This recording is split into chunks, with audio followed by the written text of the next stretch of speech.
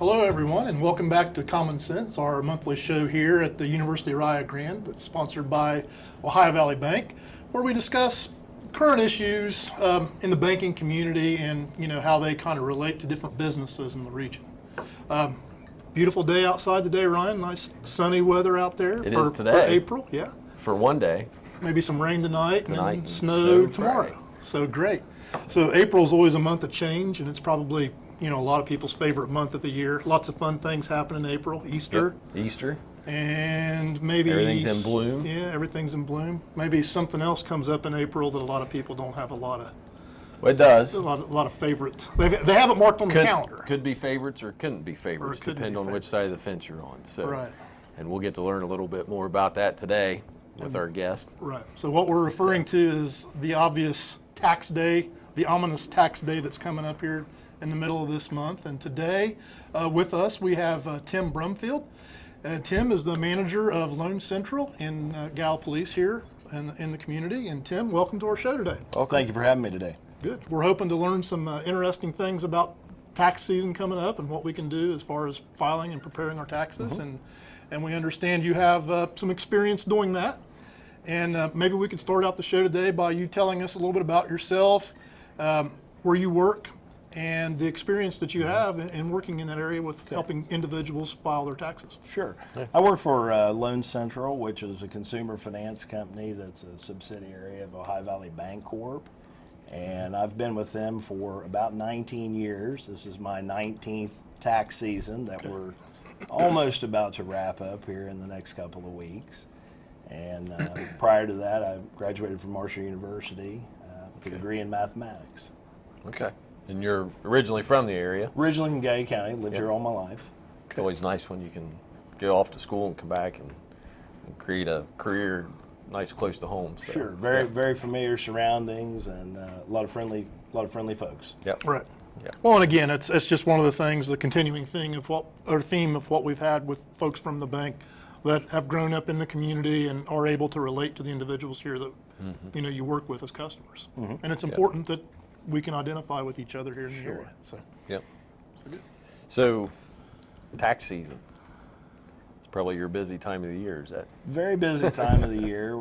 Certainly late January, the first half of February is extremely busy.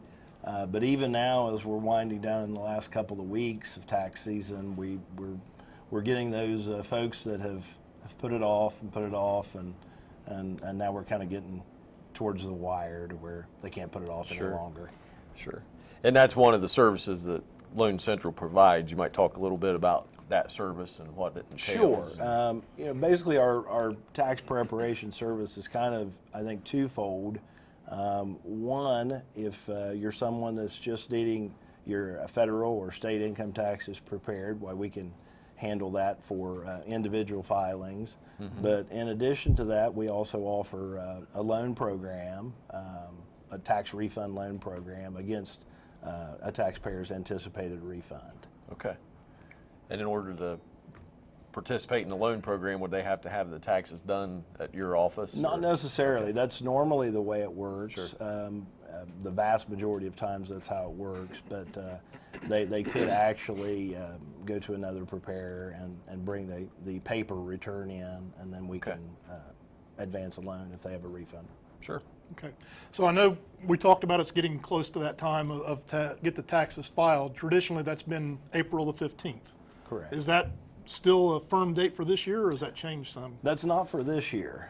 Most years, that's correct. April 15th would be the filing deadline. This year, it's actually Tuesday, April the 18th. Okay. Part of the reasoning behind that is April the 15th this year falls on a Saturday. Right. Okay. April the 16th is a holiday observed in the District of Columbia called Emancipation Day. And that holiday, where it falls on a Sunday, actually is observed on Monday the 17th, which pushes our filing deadline back to Tuesday the 18th this year. Okay. That makes sense. So we've got a couple extra days for Couple all extra the days. procrastinators Yeah. out there. That's right. Put it off for a couple more days. Right. All right. Good deal. So if is there anyone that's exempt from filing taxes? I know most W-2 folks, or all W-2 folks have to file taxes. Any reported income Maybe you can expand on that a little bit. Sometimes for low-income filers, depending upon their filing status, they may not make enough to where they would be required by the Internal Revenue Service to file a tax return.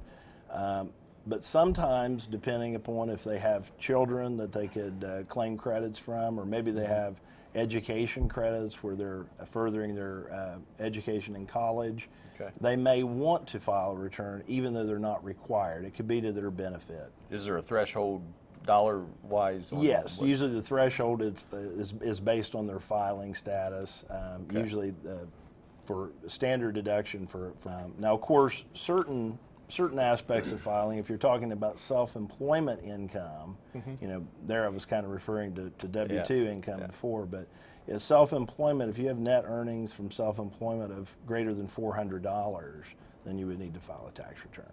Yeah, okay. What if I'm an individual who's, let's say, on a fixed income, such as Social Security, or maybe that's drawing a disability payment from the government, and that's my source of income? Do I still need to file? Okay, there are some instances where someone that is receiving Social Security may need to file a tax return, depending upon what their other income If they have other incomes. is. If you're talking about disability payments like SSI or workers' comp, veterans benefits, VA benefits, those things are not taxable. Okay. If that's all that they had, they wouldn't have to file in those instances. But just to broadly say, if they receive Social Security, they don't have to file. That would Right, not, that doesn't automatically exactly preclude you from doing that. Correct. Okay. Well, and those payments probably haven't already kind of figured into the amount that you're receiving is already tax considerations are taking into what they pay. Sometimes a portion of Social Security benefits can be taxable. Okay. And can folks, even though they're not required to, can they still file taxes on those?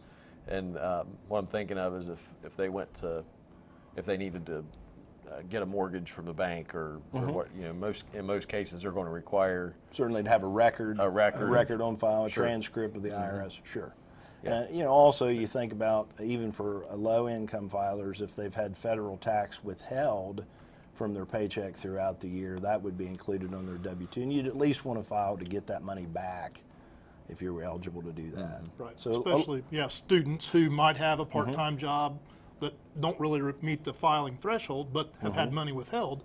Obviously they would want to file a return so they could get their refund. And a lot of times they can do that without even claiming themselves in their tax return. They may, maybe they're away at college, they live at the dorm, but maybe in the summer when they're not going to school, they live back at home with their parents.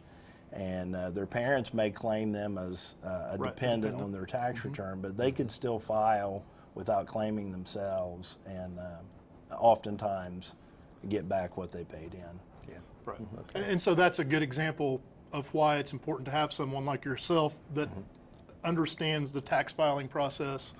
Obviously we can go out and purchase TurboTax or whatever and do it ourselves, but just that knowledge of how to be smart about taking your tax return and how you can file it and save your family and yourself some money. I mean, how would anybody even know that? Sometimes you can be within the confines of the law in filing, but you're not filing the best way. You're not filing the way to maximize the refund amount that you'd be entitled to. Yeah.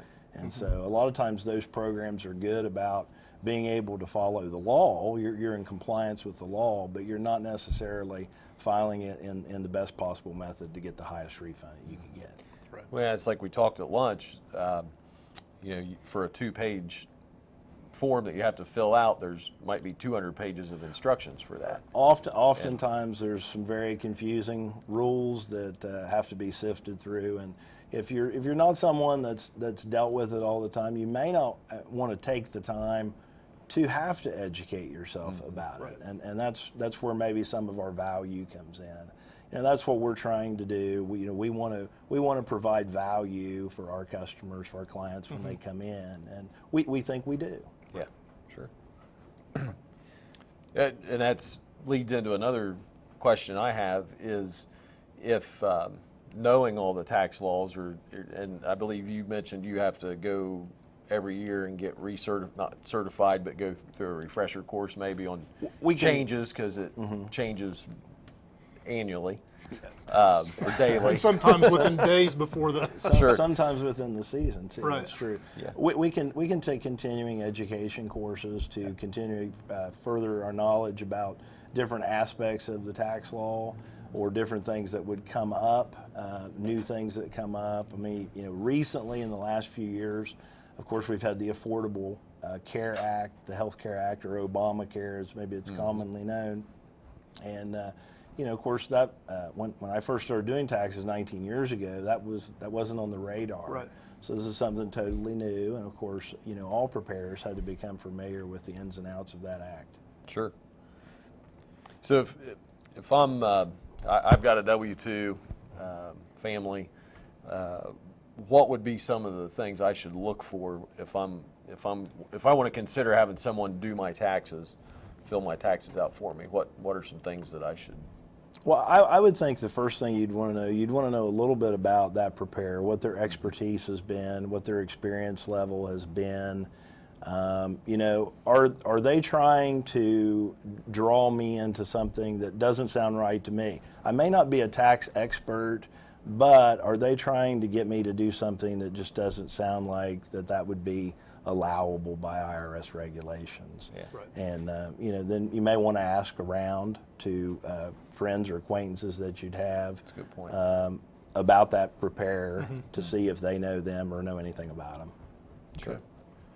So, whenever it's time to sit down and bite the bullet and get your taxes prepared, what are some of the things that you as an individual really need to gather up and bring with you whenever you go to get those taxes done? Records, and more records. Records are, okay.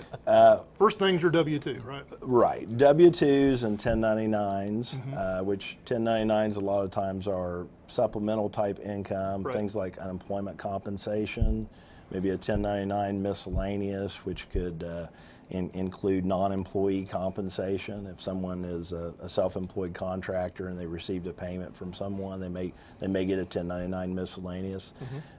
Also now 1095s, which again are related to the Affordable Health Care Act, which will tell if that taxpayer how many months out of the year they had the minimum essential health care coverage. Also, if they had participated in obtaining insurance coverage through the marketplace, and if any of their insurance premiums were subsidized. So all those forms, but in addition, IDs and Social Security cards. Certainly we want to validate the person that we're speaking with to make sure that they are who they say they are. Right. Yeah.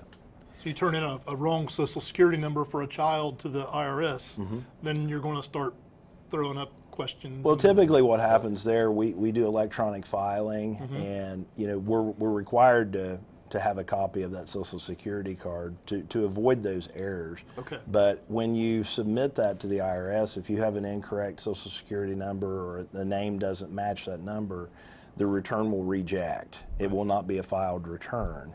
And then you'll have to go back and correct that error before the return could be deemed to be filed. Okay. So, well, I think I can probably speak for everyone. The less taxes we pay, the happier we are. Absolutely. Or the more we can get back at the end of the year, the happier we are. So, what are some things that people commonly overlook that could be used as deductions to minimize the tax burden?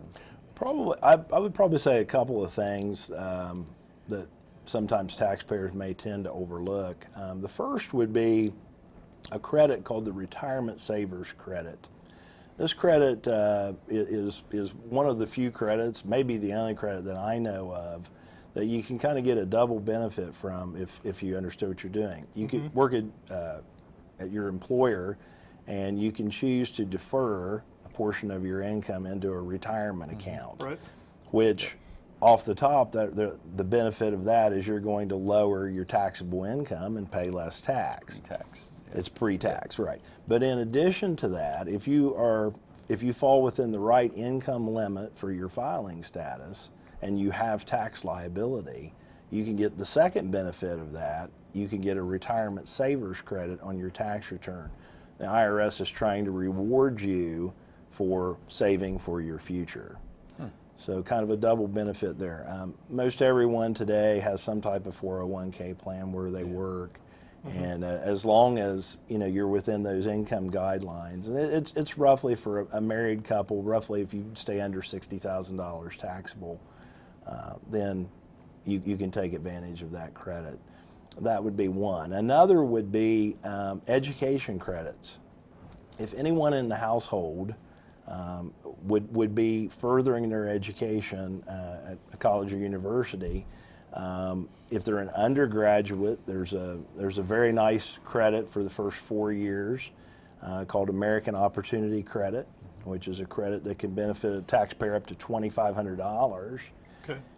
But then there's also one called the Lifetime Learning Credit, which for those that maybe have went back to school, they're in graduate school, and whatever their eligible expense is, they can get a 20% credit on that eligible expense up to $2,000 on the return if they have that much expense. Okay. So those are probably two of the more commonly maybe overlooked credits and deductions. Yeah. Okay. And one thing you mentioned a minute ago about, if you're filing or married and filing a joint return, so there are options there as whether you're filing Correct. jointly or filing separately. That's correct. And that's another one of those things, where we were talking about maybe the software programs, what's the best for your scenario. So you've probably seen scenarios where people are more advantageous to file separately than jointly. Absolutely. According to their situation, even if they're Absolutely. married. And believe it or not, there are situations where a lot of situations that we encounter where maybe filing separately versus filing jointly on the federal return is about the same. However, for your state return, it may be much better in those instances to have filed separately, and you wind up being able to take advantage of getting a bigger refund from the state of Ohio, for example. And because if you file separately on the federal, you have to follow suit and file separately on the state, or if you file jointly, then the same thing applies. So sometimes you have to even go that far to look at the state return, the differences in the state return, to see if it would behoove that customer to file separately or to file jointly. And sometimes those differences could amount to a few $100s. Absolutely. Or more. Absolutely. So it's just that, it's that simple. Just depends on the situation. Exactly. Yeah, and sitting down with the tax preparer, you can actually go through both scenarios and help the individual determine which is the best. Yeah, we do that quite scenario for often. them. Absolutely. Okay. There's some terms sometimes when we start talking about taxes and we hear these terms, and it might help our viewers if we could, or if you could, not me, if you could explain what, maybe the term dependent. Okay. And then we hear itemized versus standard deductions. Okay. Or any other common terms that you think could be. Typically, when you think about a dependent on a tax return, there's usually a couple of ways that a taxpayer might be able to claim someone as a dependent on their return. The IRS calls that a qualifying child or a qualifying relative. In the case of a qualifying child, there's 5 tests that individual would have to meet for the taxpayer to be able to claim them as a qualifying child and thereby dependent on their return. Things like their residency status. Did they live with the taxpayer for at least half the year? What's their relationship to the taxpayer? What's their age? Are they going? Is the dependent themselves going to be filing a tax return with someone they're married to, which is a case that happens. And then also the 5th and final test is, did that person provide more than half of their own support? And if they do not qualify as a qualifying child, they may, a less stringent test would be to qualify as a qualifying relative, where even the relationship standard is relaxed a little bit in that instance, and you may be able to claim them as a dependent on the tax return and get a deduction. Now this year, the deduction for that's $4,050 per dependent. Okay. Okay. So is there an age limit on dependents? For a qualifying child, the test that they have to pass is they have to be under 19, Okay. or they can be under 24 and a student, Okay. or they can be any age if they're permanently and totally disabled. Okay. Okay. Okay. And then itemizing versus standard deduction. Itemizing versus standard Now, that one deduction. confuses Yes. me, so. Okay. Well, we'll try to Okay. muddy that water All right, maybe a good. little bit more for you. Obviously, what you're going to look at there for the filing status you are, if you're single, if you're married filing a joint return, the IRS each year sets an amount of a standard deduction, a standard amount that you can subtract from your income to help your tax picture. You compare what your standard deduction would be with what your itemized deductions could be. And when they say itemized, they mean things like mortgage interest. Did you pay mortgage interest? Did you pay real estate taxes? Did you have excessive medical expenses that you had to pay out of pocket during the year? How much money did you give to charity? Did you have to pay employee expense? In other words, you work for someone, you receive a W-2, maybe you had to travel out of town, you paid the hotel bill, maybe you paid your food while you were away, you paid the travel costs. You add all those items up on the tax return, and if those items total a larger deduction than the standard deduction, then obviously you'd want to itemize. Okay. And in doing so, you lower your taxable income. Okay. And I think a key point is being able to document all those expenses. Absolutely, especially in the case of the traveling worker, Yeah. you would want to make sure you'd have to be able to document, where you've been and the expenses that you paid, certainly for your hotel and your mileage to take advantage of that. Charitable deductions. Charitable they can deductions, give you usually you should, I would suggest getting a receipt Yeah. anytime you're giving to a Right. charitable organization. Yeah. And then, if you have a mortgage, the bank will send you a mortgage interest Right. statement, so you'd Right. have that. Or make payments by means of check or Correct. something rather than cash. That way you You'd do have a record. a paper record of that. Correct. Yep. So, okay. Okay. Well, good. You mentioned the Affordable Care Act. There are some reporting forms that needs to be supplied along with your tax return. Correct. According to that. With the Affordable Care Act, one of the things that a tax preparer is looking for is we're trying to determine during, of course, we're doing 2016 taxes at present time here in 2017. Right. We're looking to determine everyone in that tax household, did they have minimum essential coverage throughout the year 2016? Okay. Usually the forms that are being sent out, the 1095s, which are kind of new forms that we've been getting in the last couple of years, will indicate there will be boxes marked of the months. It'll either mark all 12 months that they were covered, or there'll be by the month it'll mark the box that they had coverage. Right. So that's one form that we see a lot of to determine if all the folks on the return had minimum essential coverage for the entire year. You also have another 1095 form if they obtained insurance through the marketplace.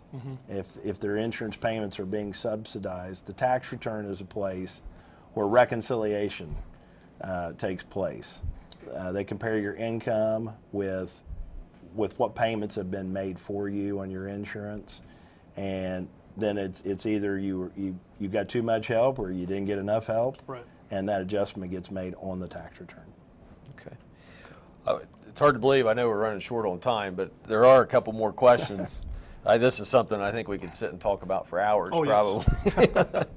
But the government, as far as identity theft and taxes, what steps are being taken along those lines? There might be some extra questions on your Sure. end to the clients. Sure, we're seeing a lot of that. We get a lot of calls about refunds being delayed. 2015 in December, Congress passed the PATH Act, which delayed several types of refunds this year till mid-February. Those that had the earned income credit, the additional child tax credit, and the American Opportunity Credit. And the main reason for that, IRS is just looking to match W-2s. They get a matching record from the employer, and as the taxpayer is filing their return, they're just waiting to match that information so that they don't send out refunds in error. The state of Ohio has also got a program to take care of this. Many of our viewers may have received a quiz paper in the mail. They have to go online and verify some personal information before their Ohio refund is released. So those are some steps that are being taken. Okay. Well, I know looks like we've only got about 30 seconds left. Are there any other quick tips in 30 seconds that you'd like to share? Just make sure you get those taxes Make sure filed you by file. April the 18th Okay. this year. That's probably the most important and, tip. Yeah. and if you happen to, if you're one of the unfortunate ones and you owe, get that payment along in along with it by that deadline. Okay. All right. Well, thanks very much. That's Thank great you for having me today. information. Yeah. Well, Tim, thank you again for coming. And obviously, there's several more questions we can ask, and maybe we'll get the opportunity to do that again. So, Thank you. Thank you. well, thank you all for turning in, and until next time, this is Brad Bapst I'm Ryan Mapes. for Common Sense. We'll see you in May.